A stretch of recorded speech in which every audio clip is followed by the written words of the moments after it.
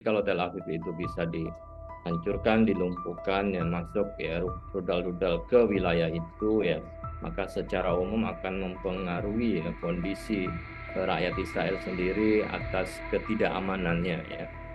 Sementara kemudian negara-negara yang menjadi bagian dari sekutu Israel yaitu Amerika tidak mampu untuk meminta Israel menahan diri, maupun juga Rusia ya tidak bisa meminta Teheran ya Iran untuk menahan diri, maka potensi itu yang akan terjadi karena biar bagaimanapun nampaknya kemudian ya Iran harus memberikan pelajaran kepada Israel.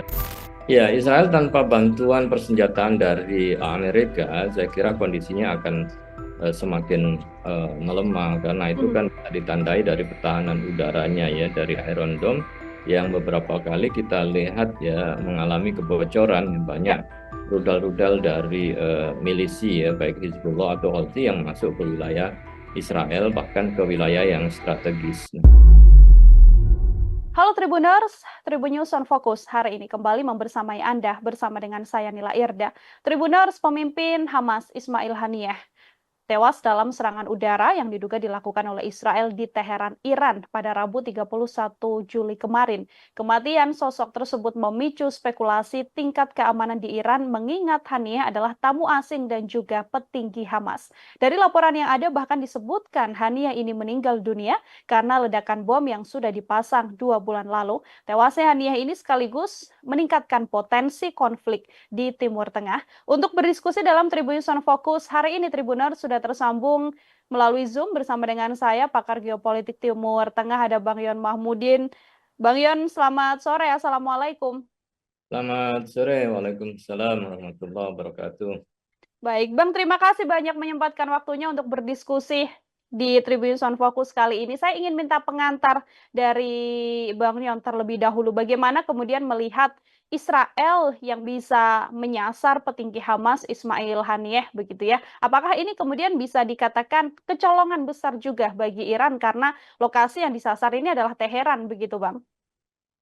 Ya, kalau kita lihat kejadian kemarin ya Hmm. terbunuhnya Ismail Haniyeh yang sedang berada di Tehran, dan semua mata memandang bahwa ini adalah bagian operasi yang dilakukan oleh intelijen Israel ya dalam rangka untuk membunuh tokoh-tokoh Hamas. Nah, kita tentu tahu ya bahwa hampir semua tokoh-tokoh Hamas itu kan dalam kondisi yang sedang dicari ya, Hmm.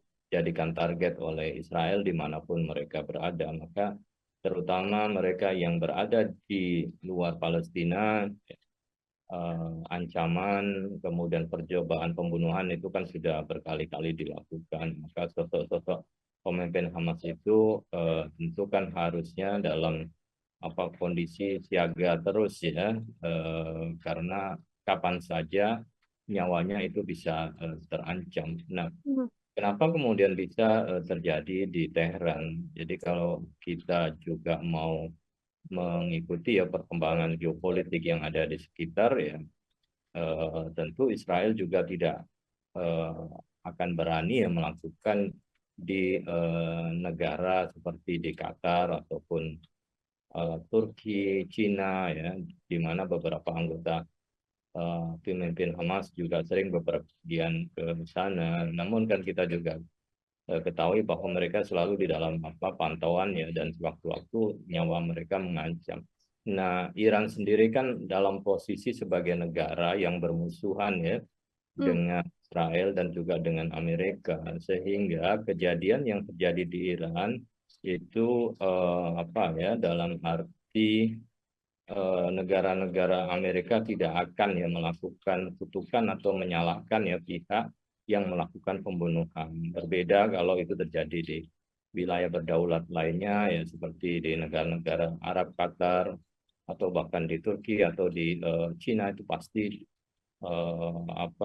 seluruh ya dunia termasuk Amerika akan mengecamnya. Tetapi kalau di Iran, karena Iran posisinya sedang menjadi musuh ya Israel dan juga menjadi musuh Amerika, maka justru pembunuhan yang terjadi di wilayah Iran itu ya sebagai upaya yang sengaja ya dilakukan Israel bisa saja pertama memancing ya kemarahan Iran ya untuk melakukan serangan balasan dan setelah itu ada eh, justifikasi bagi Amerika ya untuk membantu Israel ya karena ancaman dari Iran yang tentu juga kalau di Iran kita juga bisa lihat akan banyak menimbulkan spekulasi siapa yang melakukan pembunuhan begitu ya.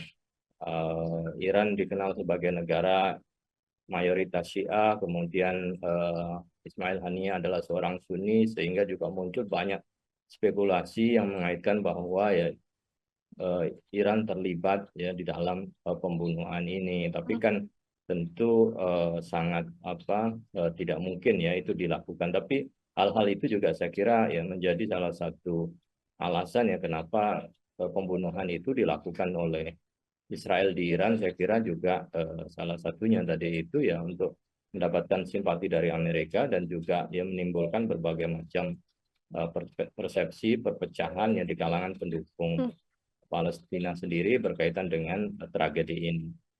Oke, ada banyak motif artinya ya, Bang Yon ya, untuk kemudian bisa dilakukan atau alasan yang cukup besar bagi Israel untuk kemudian menyerang Ismail Haniyeh sendiri. Ada laporan kemudian Bang yang mengatakan bahwa ledakan bom yang kemudian menewaskan Ismail Haniyeh ini sudah dipasang 2 bulan lalu begitu. Apakah kemudian hal ini juga bisa jadi tanda atau jadi salah satu aib dalam tanda kutip bagi Iran? Bagaimana mungkin begitu ya, intelijen Israel atau Mossad bisa seleluasa itu kemudian bisa memasang jebakan di lokasi yang bahkan ini adalah lokasi yang ada di bawah IRGC sendiri. Ya betul ya. Jadi di awal-awal itu kan spekulasinya serangan itu dilakukan melalui rudal Ya.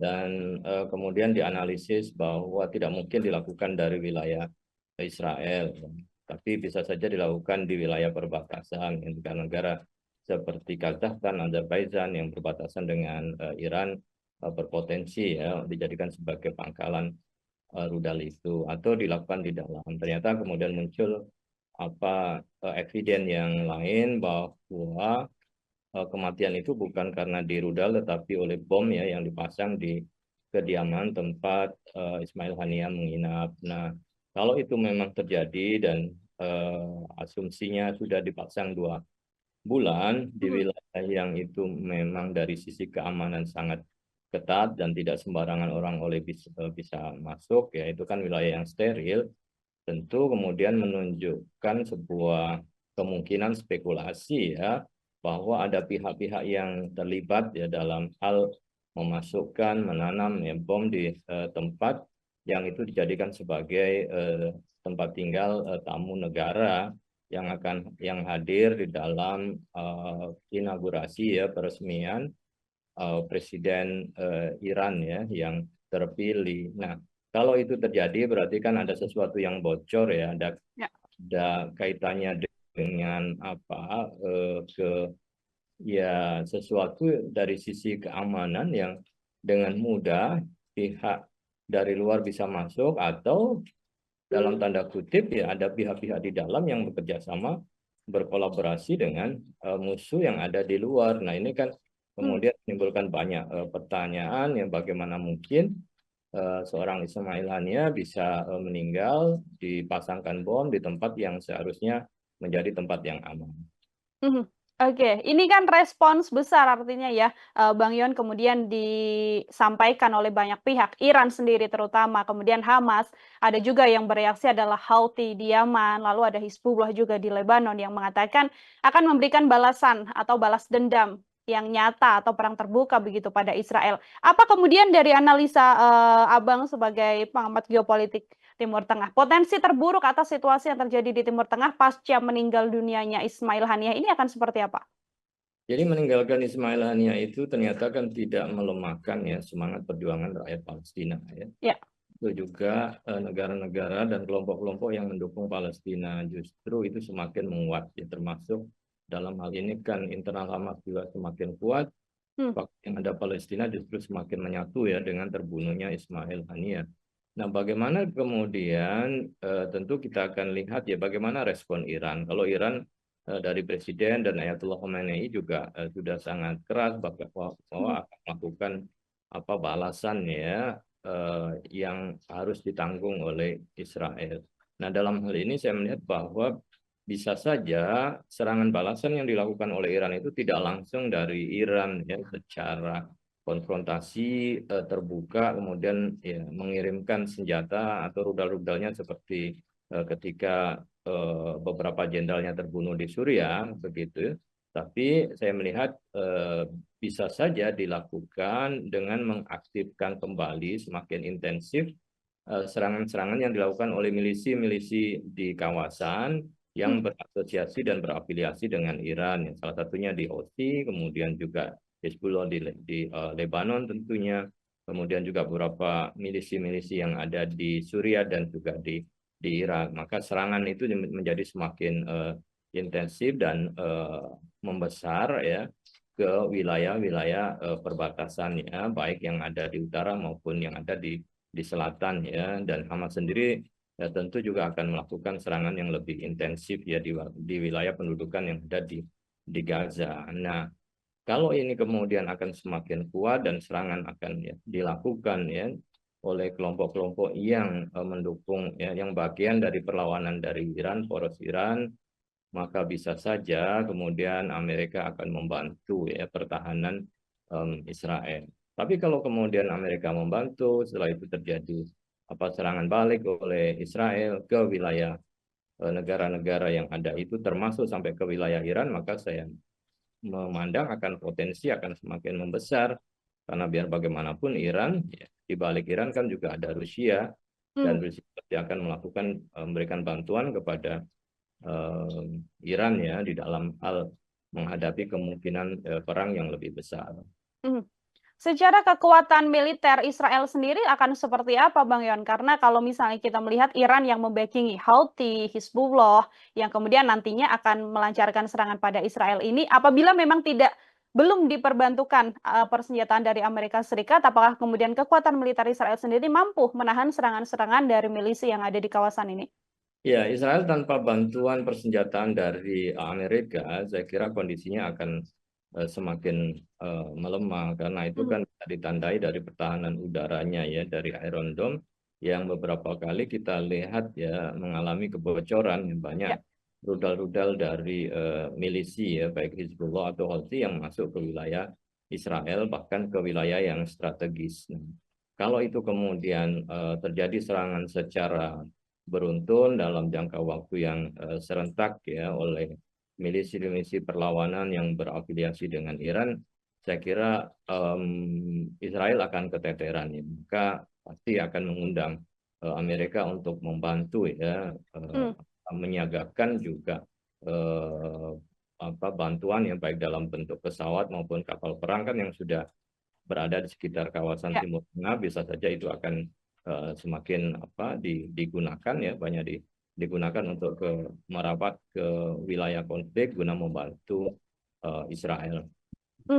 Ini sudah ada kapal perang yang memang diterjunkan oleh Amerika Serikat begitu ya Bang ya. Tapi kan Amerika Serikat sendiri mengatakan bahwa kami tidak terlibat begitu. Kami tidak terlibat dalam penyerangan yang dilakukan Israel terhadap Ismail Haniyeh. Apakah dengan serangan yang nantinya dilancarkan oleh milisi di kawasan Houthi Hizbullah pada Israel, sudah barang pasti bahwa Amerika Serikat akan mendukung Israel dan akan melakukan serangan balasan juga dengan persenjataan yang sudah disediakan?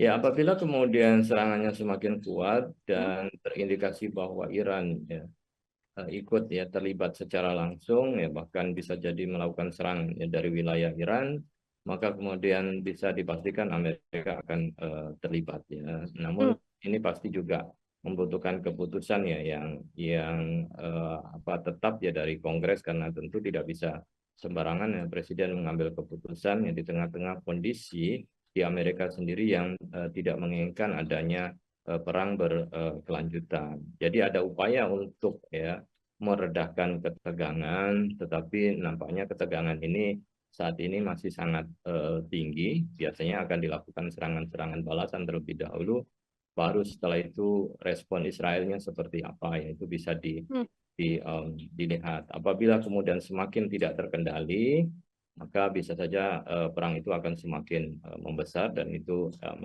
melibatkan ya, aktor dari luar Amerika maupun juga ya, aktor yang lain yang membela Iran, dalam hal ini adalah Rusia. Oke. Tel Aviv dan Haifa ini Bang, yang kemudian disampaikan oleh pimpinan tertinggi Iran menjadi titik utama yang akan dibidik Iran atau milisi di kawasan apabila memang serangan balasan yang katanya disampaikan pula akan dilakukan 72 jam setelah kematian dari Ismail Khamenei. Dua titik yang kemudian disebutkan Tel Aviv dan Haifa ini menandakan apa sedianya Bang? Ya, Tel Aviv itu kan dari sejak lama ya simbol negara ya, sebelum mereka pindah ke Yerusalem, karena di situ pusat kotanya, segala hal berkaitan simbol-simbol kekuatan ya dari Israel itu kan ada di Tel Aviv. Jadi kalau Tel Aviv itu bisa dihancurkan, dilumpuhkan ya, masuk ya rudal-rudal ke wilayah itu ya, maka secara umum akan mempengaruhi ya kondisi rakyat Israel sendiri atas ketidakamanannya ya Ya. mereka. Jadi kalau Tel Aviv itu bisa bocor, maka keamanan mereka secara umum pasti akan juga mengalami hal sama. Ini bisa menjadi semacam shock ya bagi Israel dan rakyatnya kalau itu terjadi. Kemudian Haifa itu kan pelabuhan laut internasional ya, yang di situ adalah tempat-tempat berlabuhnya kapal-kapal dagang minyak dan lain sebagainya dari seluruh dunia yang menghubungkan dengan Israel. Jadi kalau pelabuhan itu dihancurkan dan sudah tidak ada lagi, dan sekarang ini kan semakin sedikit ya kapal-kapal yang mau berlabuh di Israel, dan itu yang menopang ekonomi Israel ya, itu menjadi kekuatan ekonomi yang dihancurkan. Jadi satu simbol politik di Tel Aviv, yang kedua adalah simbol ekonomi di Haifa. Jadi kalau dua-duanya terancam, maka posisi ya, Israel akan semakin terpojok ya di ancaman yang dilakukan oleh Iran. Oke. Selain tadi disampaikan oleh Bang Yon bahwa Rusia akan ada di belakang Iran begitu ya, yang kita tahu persenjataan Rusia dan Iran yang juga sama-sama punya teknologi nuklirnya, ini apakah kemudian mampu nantinya bisa melawan Israel apabila sudah dibantu oleh Amerika Serikat secara langsung, Bang? Ya, itu kan saya kira dalam tahapan ancaman-ancaman ya yang dilakukan baik oleh Iran maupun oleh Israel untuk masing-masing mengukur diri. Nah, kita Ya. tidak mengharapkan kemudian nuklir ya digunakan di dalam perang ini, karena bisa saja kemudian baik itu Iran maupun Israel ya, kalau kemudian ancaman Iran bahwa dia mampu untuk ya memasang ya, menjadikan nuklir senjata rudalnya dengan hulu ledak nuklir, dan bisa memprosesnya, dan itu bisa menyasar masuk ke wilayah Israel. Saya kira itu kan dampaknya sangat mengerikan ya, dan sebaliknya juga kalau Israel melakukan hal yang sama juga pasti dampak memusnahkan ya secara massal itu juga sangat luas dan sangat besar. Nah, kalau itu yang terjadi, sementara kemudian negara-negara yang menjadi bagian dari sekutu Israel, yaitu Amerika, tidak mampu untuk meminta Israel menahan diri, maupun juga Rusia ya tidak bisa meminta Teheran ya, Iran, untuk menahan diri, maka potensi itu yang akan terjadi, karena biar bagaimanapun nampaknya kemudian ya Iran harus memberikan pelajaran kepada Israel. Dalam bentuk seperti apa ya, kita bisa nunggu dalam ya 1-2 hari ke depan ya, reaksinya akan seperti apa. Banyak yang mengkhawatirkan, Bang Yon, bahwa situasi terburuk nantinya akan mengarah pada Perang Dunia Ketiga. Kalau dari analisa Anda, seberapa besar kemudian konflik ini bisa mengarah ke Perang Dunia Ketiga jika nantinya kita melihat saling serang antara dua negara ini? Ya, dalam kunjungan Netanyahu ke White House, ke Washington, dan juga bertemu ya baik dengan Biden, dengan Harris ya, dan Ya. terakhir dengan Trump. Trump itu kan berkali-kali menyebut tentang Perang Dunia Ketiga begitu ya. Kalau Trump kalah, ya Perang Dunia Ketiga bisa terjadi, atau hanya Trump yang bisa mengatasi ya akan kemungkinan Perang Dunia Ketiga.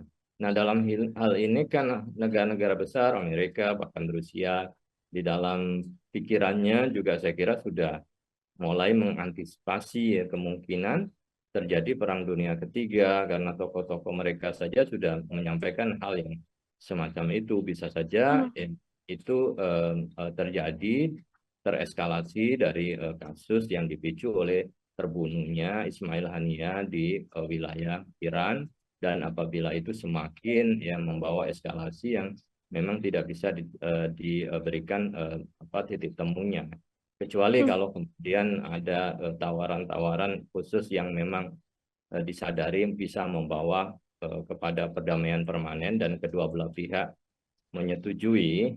Saya kira kan intinya adalah di persoalan Palestina. Jadi kalau Israel mau kemudian memberikan kemerdekaan pada Palestina, maka bisa dipastikan sebenarnya eskalasi itu akan menurun dan terus akan menuju kepada proses perdamaian. Oke, terakhir dari saya, Bang Yon, melihat situasi di Timur Tengah ini, selain memang dua negara berkonflik yang bisa saling berdiskusi untuk membahas gencatan senjata atau memberikan kemerdekaan dari Israel pada Palestina, begitu ya, adakah kemudian peran serta negara lain yang juga bisa turut ikut membantu begitu dalam proses diskusi ini agar kemudian konflik dan situasi di Timur Tengah ini tidak semakin memanas? Nah, posisi negara besar yang menunjukkan sikap yang lebih netral tidak terlalu berpihak kepada Israel, tetapi memberikan dukungan kemerdekaan kepada Palestina itu kan adalah Cina. Cina termasuk negara besar dan punya kepentingan juga menjadikan wilayah dan kawasan Timur Tengah itu menjadi wilayah yang stabil dan yang lebih dari sisi politiknya memiliki stabilitas politik dan tentu juga ekonomi. Nah, dari sisi ini keterlibatan Cina saya kira menjadi lebih penting di dalam konstelasi negosiasi perdamaian antara Israel dan Palestina, dan diharapkan kemudian bisa memberikan win-win solution atas isu konflik yang sudah berkepanjangan. Kalau Amerika kan nampaknya berat sebelah tidak mungkin yang bisa menjadi mediator, kemudian Rusia tentu akan berpihak kepada Iran. Nah, Cina dalam satu hal saya kira lebih bisa mengedepankan objektivitas dan bisa mengambil posisi untuk bisa diterima kedua belah pihak, walaupun tentu panjang prosesnya menuju tadi itu win-win solution yang bisa diterima oleh kedua belah pihak, baik oleh Palestina maupun juga Israel dan negara-negara yang ada di sekitar wilayah konflik itu. Oke, Cina artinya yang kemudian bisa punya peran serta untuk bisa meredam situasi yang ada untuk sama-sama berdiskusi ya, Abang ya, untuk kemudian menghindari situasi-situasi konflik yang semakin panas di Timur Tengah saat ini. Baik, Bang Yon Mahmudi, terima kasih banyak atas kesempatannya berdiskusi hari ini bersama dengan saya dalam program Tribun Fokus. Semoga di lain kesempatan kita bisa berdiskusi kembali. Selamat beraktivitas, Bang Yon. Sama-sama, terima kasih. Assalamualaikum. Waalaikumsalam warahmatullahi wabarakatuh. Ya, Tribuners, demikian obrolan saya bersama dengan pakar geopolitik Timur Tengah, Bang Yon Mahmudi. Nantikan obrolan saya lainnya dengan sejumlah narasumber lain dan tema-tema lainnya. Saya Nila Irda pamit undur diri. Terima kasih dan sampai jumpa. Download Tribun X sekarang. Menghadirkan lokal menjadi Indonesia.